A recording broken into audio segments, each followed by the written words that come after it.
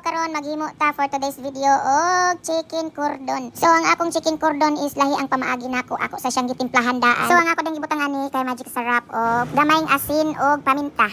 So karon ato na ni siyang nipison dukdoko nato ni og martilyo aron manipis ang dagway. Og karon ato na siyang butangan og cheese og pasensya na mo sa akong cheese nga nabungkag na siya kinalanay na siya. Gibutangan na po nag itlog og atong i-roll. So pagka man ako roll anang upat ako dayang gi-leave on 24 hours sa refrigerator. Then pagka ugma sa buntag ako na dahil siyang gikuha, nag-prepare na dahil ko ng harina, itlog og breadcrumbs. So ako nang gitanggalan og plastic para ato nang liguon og harina.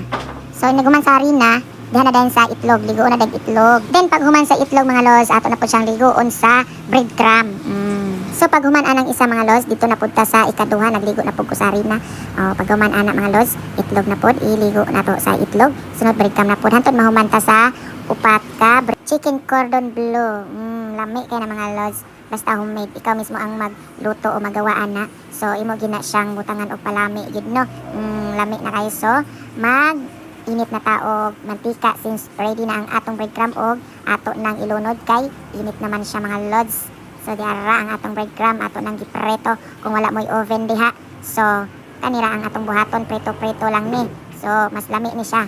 Mas lami ni siya basta dili lang paigon og hinay lang pirmi ang kayo mga lods. So pirmi na to baliktad ron no aron dili mapaig ang pikas. So aron pantay ang iyang brown.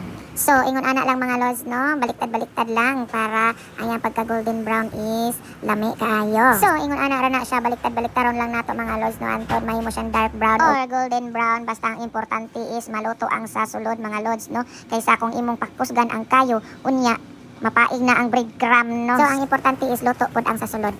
So karon ato nang ilunod ang ikaupat na chicken cordon while atong gibaliktad na pod ang previous og kaning panibago gibaliktad na pod nako. Og ako na dining haunon unya mga los og tagud-taguron pikas-pikason di ay. Ay mini slice nato ba para lami ang view.